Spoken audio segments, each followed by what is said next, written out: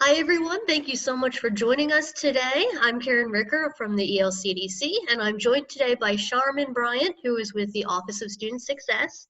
We're really excited to be joined by three esteemed faculty members today who can talk with us about the different science majors at Albright and ways you can find what suits you best. We have Dr. Karen Campbell on behalf of the biology department, Dr. Ian Rhile, who is talking about our chemistry department, and Dr. Keith Feigenson, representing psychology today.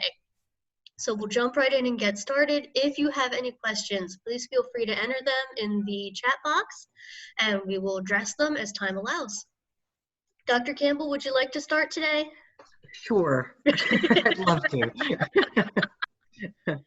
All right, everyone, we ask that you please mute your speaker, and I will today. Please mute your speaker just so it's a little easier on the recording, not to pick up extra sound. Dr. Campbell, what academic and personal qualities are necessary to be successful in the biology major? Well, maybe more personal qualities than academic qualities, although I think they're related. There's a sense of perseverance. I think that's important in all college majors, but also an ability to recognize when things are working well and when they're not, and to be able to ask for help. A lot of students come into college from high school without realizing that they didn't have to study very much because they just learned a lot of things in class time. And one of the biggest switches in going to college is that you're confronted with a lot of material and a lot of sort of unspoken expectation that you're going to be working with things on your own. And so it's kind of like learning a language, but you're learning the vocabulary and how to use that vocabulary to construct sentences to address complex situations all in one lesson. And so some of that requires some practice on the behalf of the student. So being able to kind of work through and have the ability to do work on your own in between classes, to be able to ask questions, even if it's by sending an email, to be able to recognize what you don't understand before the day that you have a test. That's the worst time to recognize that you don't understand something, and because you've kind of gone through and practiced and figured out how to use that. And in biology, like in a lot of majors, not even just the sciences, there's a lot of new vocabulary, and so just becoming comfortable with using that and figuring out more than just what the words are, but why, like what's underlying this. Why do you have to explain something? What is it? What's the mechanism that you're trying to describe? What's the process that you're trying to figure out? Those are a lot of questions that are kind of underlying a lot of the sciences, and I think that that's something that students struggle with sometimes. And so the personal and academic quality is more because spending the time to figure that out, putting in the practice, explaining to your friends, figuring out how it works, but not being disheartened when things don't work the first time, but being able to look at that, or to go talk to your professor and say, okay, I thought I knew this, but I only got 5 out of 10. What am I missing? How could I have done this better? That kind of practice. And that's what I see with most students. It's not academic ability more, it's just that they get disheartened sometimes and think, oh, I can't do this. And it's like, you really want it? Because if you really want to do it, you can do it. Great, thank you so much. Although it is a lot of, personality and perseverance, what are the academic requirements and benchmarks that would kind of be indicative of success within the major? There are a lot of tracks that you can take within the major, but at the fundamental level, there are introductory courses in which you encounter a lot of different concepts, and you learn about it's like a buffet, so you learn about a lot of the different areas in biology, and that helps you kind of get a sense of what things you like and what things you don't like. But there's a basic level of proficiency that you kind of encounter at that introductory level. And the same is true with chemistry. There's a lot of chemistry in biology, and you don't have to call it that. It's there. And understanding the chemical principles doesn't necessarily mean that you're gonna love chemistry, but you can see how it all fits together. You know, there's a reason that there's a whole field of biochemistry, because it's all integrated. And so being able to recognize the fundamental principles are important, even if you don't want to understand the really, you know, upper level mechanisms that are involved. And so in the biology major, there are 2 years of chemistry that are required. And it's not meant to be an endurance test. It's because there are principles that you just understand more completely if you have that greater background.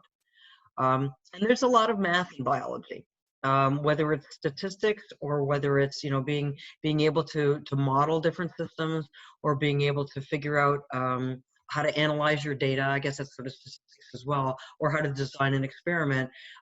You have to have some analytical ability.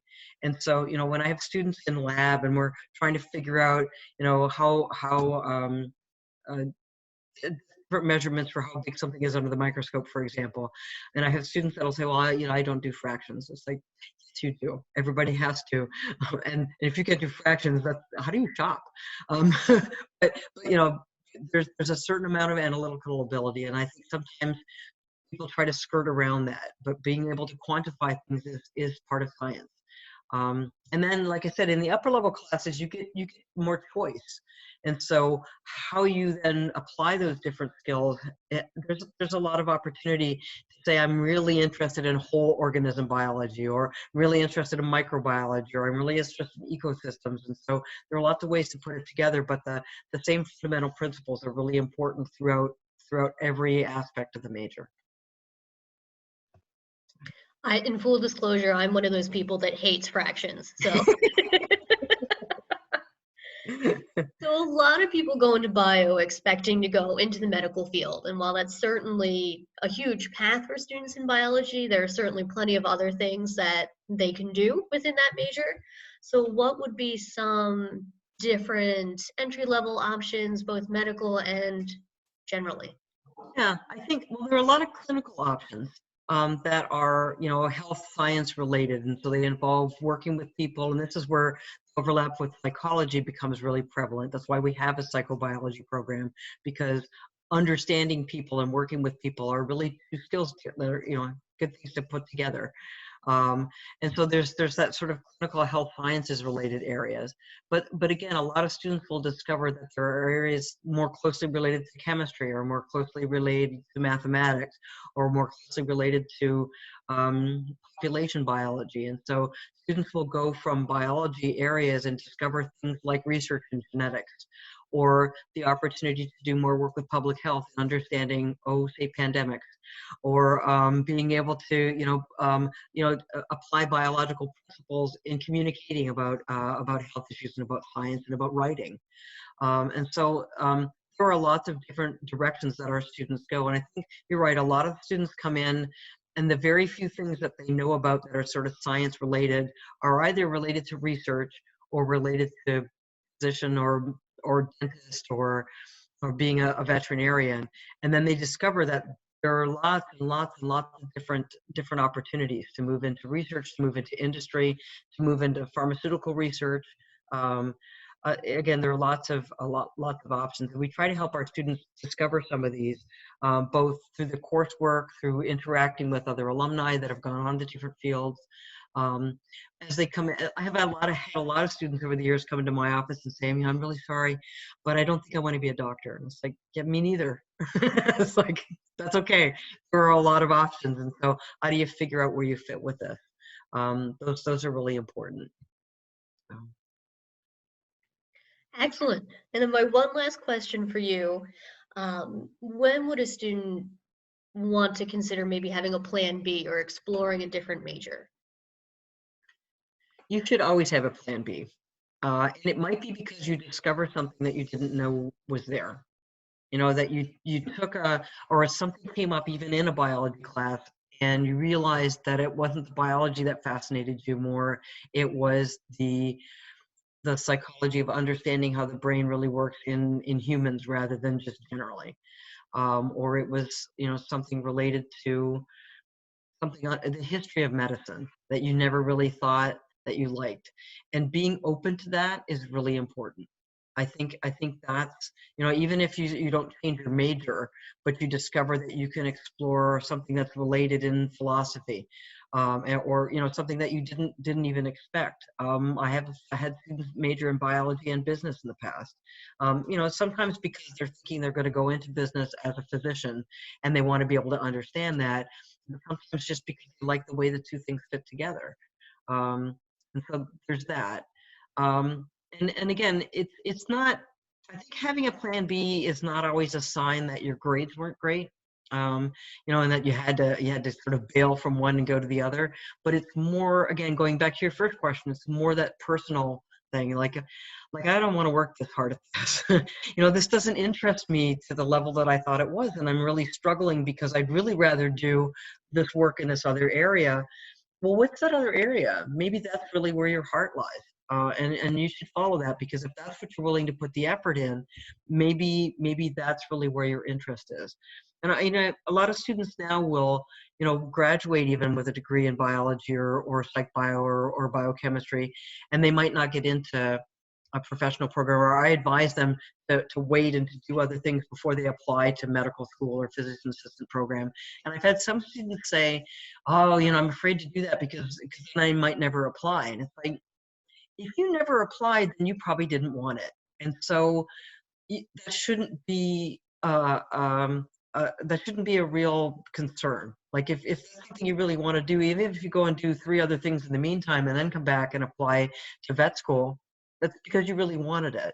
And I think the same is true in your major. If you're really working at something and it's difficult, you're going to hang on to it and figure it out because you really want it.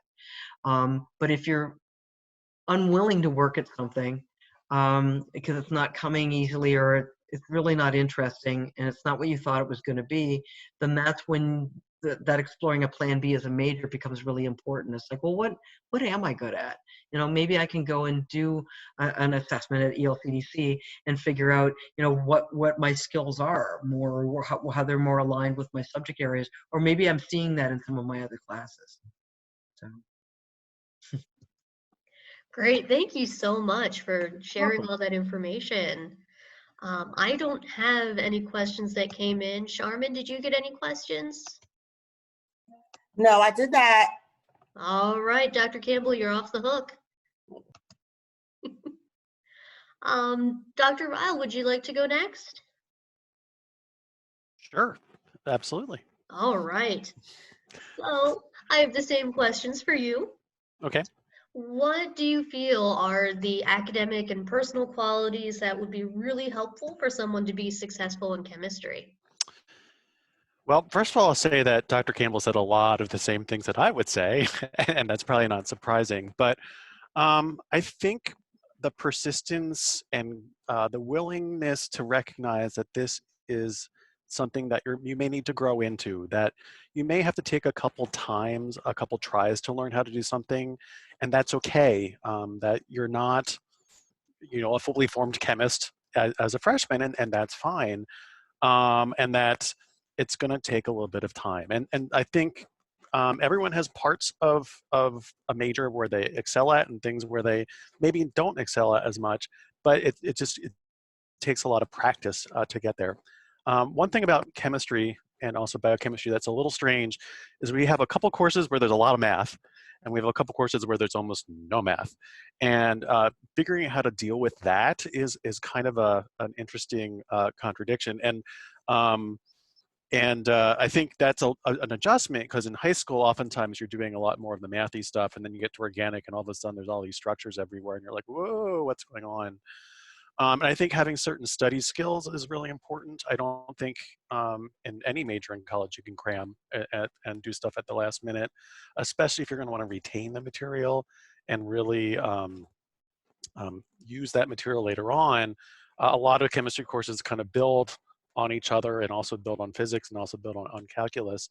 And so it's really important to develop those skills early on and to keep building on them. So anything where you are going to need those concepts later on, you need to kind of break things up, do things in smaller sessions, and that's really, really important. That's pretty much all I have about that. Great, thank you. I'm going to mix things around a little bit on you. Oh no. Just to make sure you're on your toes. As a student, as you mentioned, that there's different path, some classes that are more math heavy or not math heavy. And, at what point do you think a student should consider a plan B? And when should they go, okay, well, it's just because I struggle in this particular area, but it will get better? Um, I think it's a matter of taking a time to take a look at the big picture. Um, it's always sometimes hard when you're in the heat of the moment in the middle of a course to really figure out what's going on. But at some point you kind of have to take a step back and say, is this working for me? And also, what's going on in your other courses? Is there something in your English course that's really interesting to you? Is there some interest that you have from before that's of interest to you? And I think finding those interests and recognizing that that's okay is a really important one. And I also think it's also kind of thinking about options. I think having as many options available to you and being able to kind of explore those options is really important. I think too many students get kind of focused on, I want to be the doctor rather than I want to do something else other than the doctor. There's other careers in health sciences. There's other careers in not in medicine, for example. I had a student who was a research student who followed a doctor, and after that, I think it was interim, he came back and said, I don't want to be a doctor. And he ended up going to grad school in chemistry on the West Coast, and that was a really good experience, and I think that was a good choice for him. So I think it's just having willingness to keep an open mind about things and explore those different options, like going to the ELCDC and taking a career test, for example. I appreciate all the plugs. This is great. We try. So knowing that, what would be the academic requirements and the benchmarks that a student should be meeting, not only in the first year, but beyond as well? Well, I think you want to have some success. And chemistry is interesting because we take, and biochemistry, you take physics, you take calculus, you take biology, and you're taking chemistry, biology for the biochemistry. And so you're getting this like very different experience in different departments and in different types of courses. And sometimes there are students who don't really gravitate to physics, but maybe they gravitate to the biology part, or maybe they gravitate to the physics part, but not, not the biology part. And I think it's like after maybe kind of the sophomore year, if that's not working out for you, that you might want to consider something else, or even midway through the sophomore year. It gets harder, and obviously, I mean, this is not something that's a surprise. It gets harder to change your major as you go along. The nice thing about the sciences is it's pretty easy at the beginning, or at least a little bit easier, at least between biology, chemistry, and even physics and math a little bit, and even psychology as well. But the longer you go, the harder it's going to be to do that. So I wouldn't say you want to change your major after the first semester, because I think it's always worth giving it a second try. But by the sophomore year, then maybe you want to think a little bit more about if you want to do something different. Excellent, thank you. So then your last question is going to be, I mean, again, aside from pursuing a career in medicine, or I get students to say, well, what can I do in chemistry aside from working in a lab? What are the different career options that a student could look for? So chemistry education, we've had a number of students who've gone to be high school teachers. And that's tends to be pretty easy to get a job if you do the education part, although you probably want to figure that out earlier on in your college career because of the way that chemistry and the education interface with each other. There are careers in patent law if you want to be a lawyer, although you, again, might want to think of that a little earlier. Um, there are careers in science policy. Those are a little harder to get into, but if you're persistent enough, you can do that. There's things like science writing. More directly chemistry related would be things like pharmacy would be something to do, which I don't think a lot of students think about. We have a lot of our students end up doing analytical chemistry work, meaning they're doing like quality assurance for drugs or something like that. But there's also things in environmental chemistry that you could do as well that may not require you necessarily to be at a bench. You may be able to go out in the field as well. we've had people who've done forensic-y type stuff, those sometimes it's hard to get those jobs too. So I think there's a lot of options. I just think you need to kind of explore what some of those options are. A lot of our students go to grad school. There's some that go into education, and some go into industry. And it's a mixture of those three, and also health sciences. And some years, a lot of people go to industry. Some years, more of them are going to health sciences. It just depends on the year. Great, thank you so much. I appreciate you sharing everything. I don't have any questions. Charmin, how about you? I do not. All right. Great, thank you so much. Dr. Feigenson, we'll move on to you. Okay. All right. So just as before, for students who are interested in pursuing the psychology major, what would be some academic and personal attributes that would be helpful to them? I think the two professors before me laid out a pretty clear idea of what good qualities for, in general, students should have. I don't think there are really too many of those that don't apply to the psychology or psychobiology tracks as well. I would add that in my personal experience, time management is a crucial skill that a lot of my students either struggle with, or if they already have it down pretty well, tend to have a much easier go, at least, maybe not especially in the earlier classes, but college students generally tend to learn better time management skills as they go on.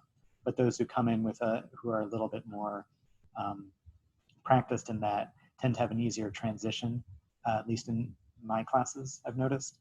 And then the other thing I would just add is maybe curiosity, especially in the psychology major, much like kind of these two we're talking about in biology or chemistry. You take a whole mix of courses from across the subject. So in psychobiology, for example, you'll be taking that we have the molecular track and the behavioral track.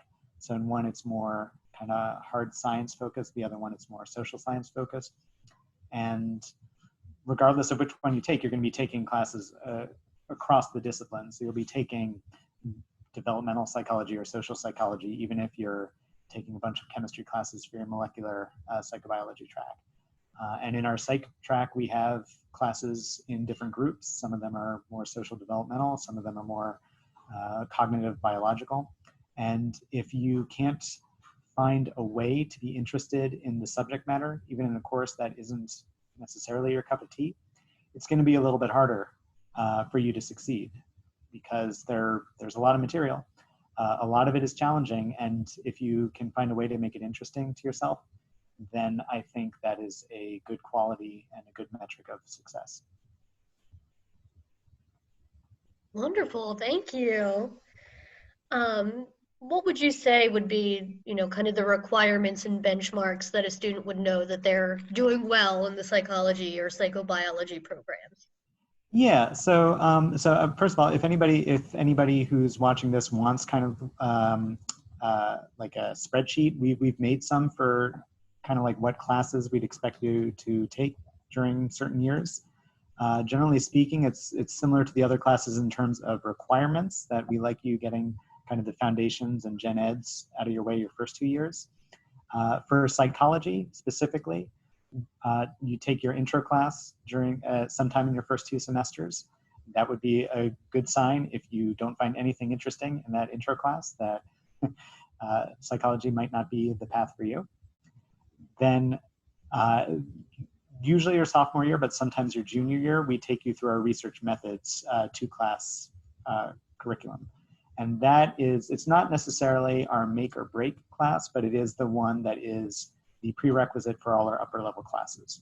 That one, a lot of students, it's statistics heavy, it's research heavy. So a lot of students who come into psychology thinking they're just going to be, learning about developmental or social or Freudian stuff and not have to touch math, for the next 4 years, they get a little bit of a surprise because there is a lot of math involved. So this is one of the classes where, the aforementioned curiosity is very helpful, because a lot of it is pretty dry and boring, and it's scaffolded.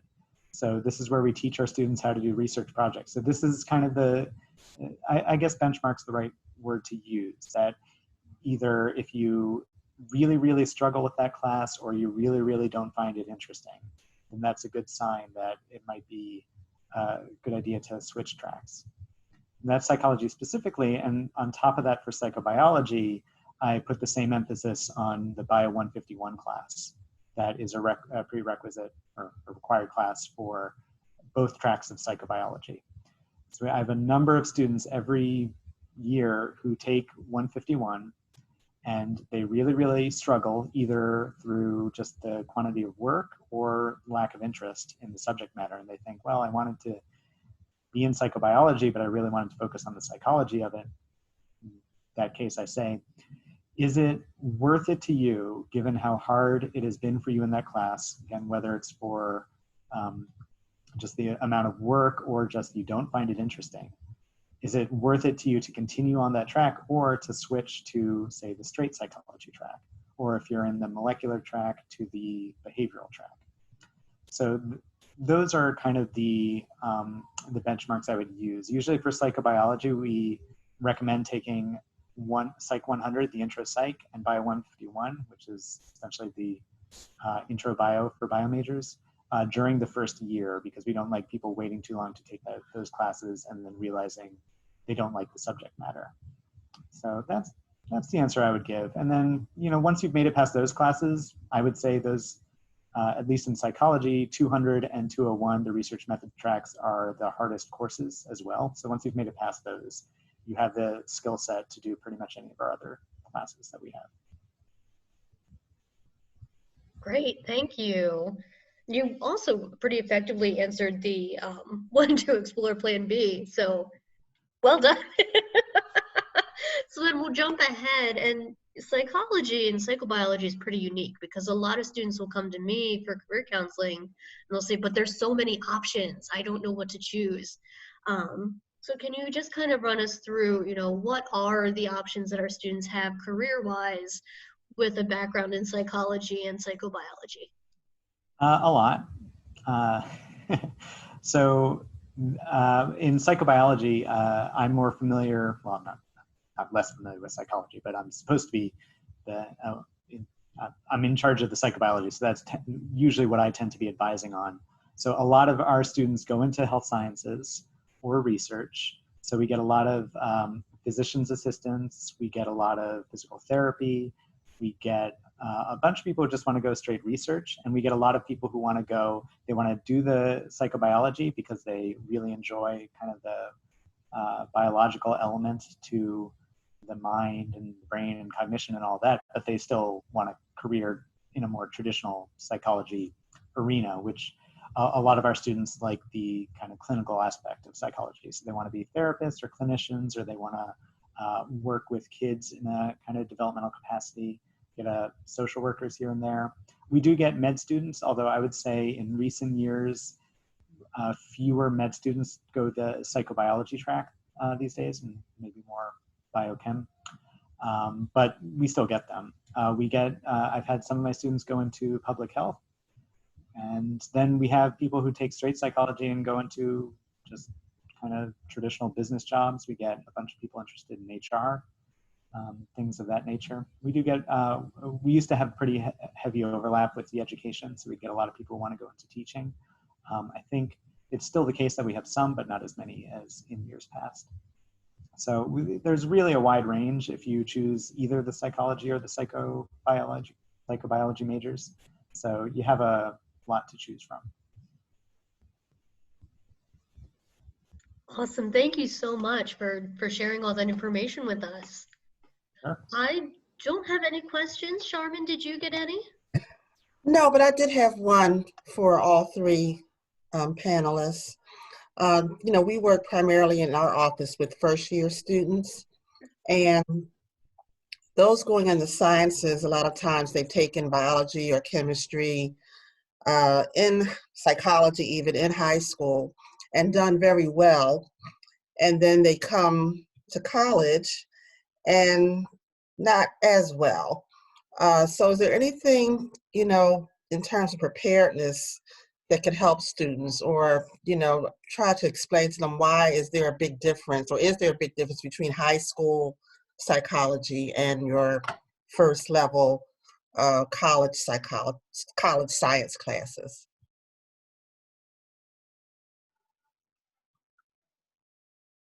Unmute first.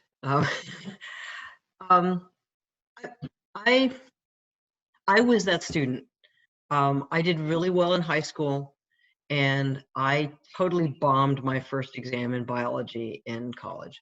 And it wasn't that I wasn't interested. It wasn't that I didn't go to class. I did.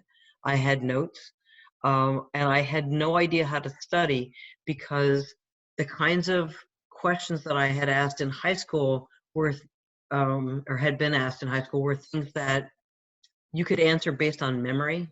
And like, what is this, how does this relate? They were very straightforward. And the first time that I was faced with shorter answer questions that were, how is this mechanism used to support this, I was just like, very good question. I don't know, because I hadn't practiced. And that's why I said I think recognizing that there are different skills that you're trying to accomplish, and that as I think Dr. Rhile said, you can't do it the night before, that you have to have been building it up all along, so that when you hear something in one class, unlike high school, we don't go back very often. And so, you know what it's like in high school when it takes a while for some people in class to get the concept. And so for like 3 days in a row, you're thinking, can't believe we're still talking about this. And we're still on the same thing. That doesn't happen in college. We just keep right on going. And we expect that when you're puzzled about something, that you've gone back and looked at your notes and opened your textbook, maybe sent an email, maybe come into office hours, ask somebody in lab, but you've kind of figured out the part you didn't get. So the next day when we keep going, you're like, yeah, I got that because I went back and looked, as opposed to my notes make even less sense now because I don't know any of this. And I was that student. That's how I went through the first half of my freshman biology class. And I didn't realize that was happening until the first exam. And it was horrible. It was the worst experience of my life. And so I think, but I figured it out. Like, it's like, okay, so I have to be able to do better with this. And I ended up doing well in the class because I could turn it around, because I realized that there was a thing that was missing. And here, we have students who are tutors. I can tell you right up front, this is what the tests are going to be like. I was in this class last year. This is how this works. Here are the homework problems that we get for these classes, or here are the study materials. Use these to do these things. Don't just read them over and go, yeah, I could probably do that, but actually write an answer, and so that you're practicing for it. And I think it's not so much interest or ability, it's just not recognizing what you don't know until you're halfway through and you haven't had the chance to practice. I watched my children take swim lessons for 10 years. I cannot swim the butterfly. I know how to. I've heard it described. I've seen them do it. I haven't practiced it. And so I'm not good at it. And it's the same thing with learning anything else. You have to practice it, and you have to know what it is you're trying to figure out. Another comment that I get often is, it was not on the test, or it wasn't, we didn't study this, or, whatever we studied in the classroom is something different than what was on the test.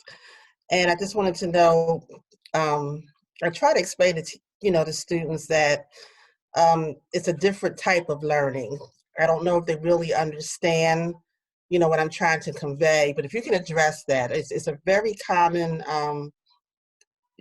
complaint that the students, particularly the first year students, say, we studied so-and-so and so-and-so, but either something else was on the test that, they weren't prepared for, or what they studied in the classroom, they didn't see on the test. So if you could just address that concern of particularly first year students.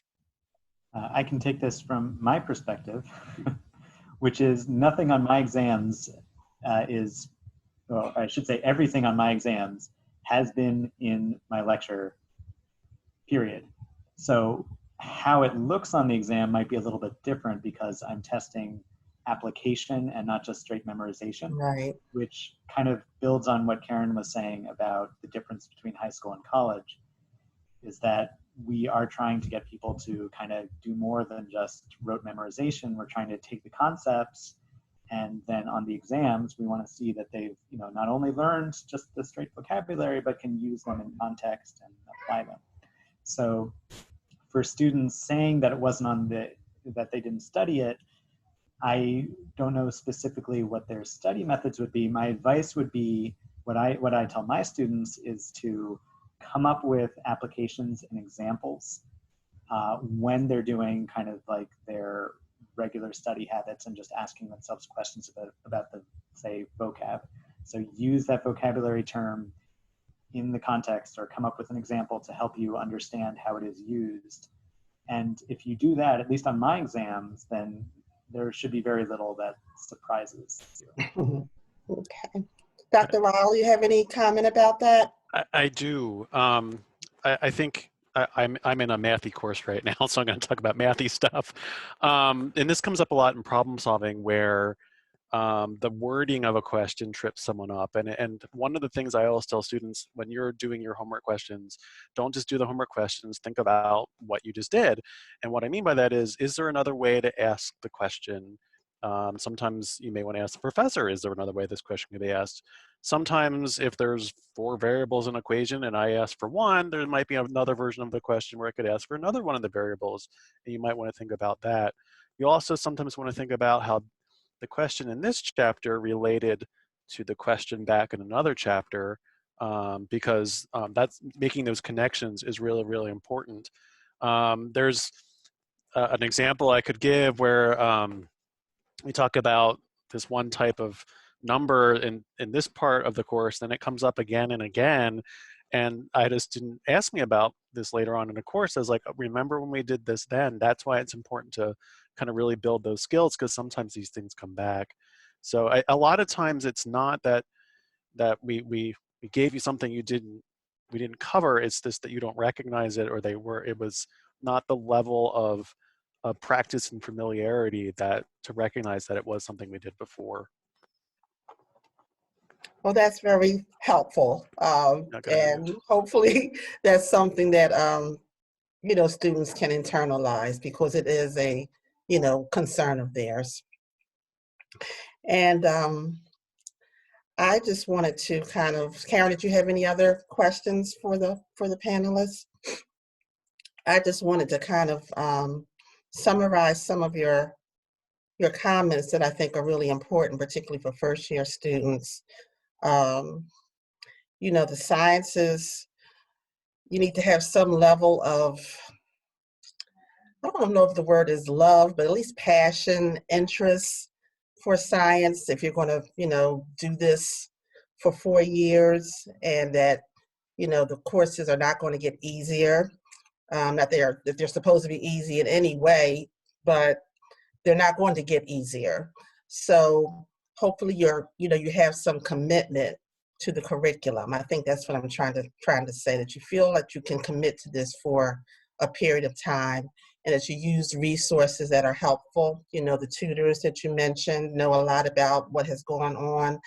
You may have to make some sacrifices in terms of, you know, work and play and extracurricular activities, depending on, you know, how difficult it is for you to, you know, get through the coursework. So I just hope, particularly first-year students, you know, take this advice to heart.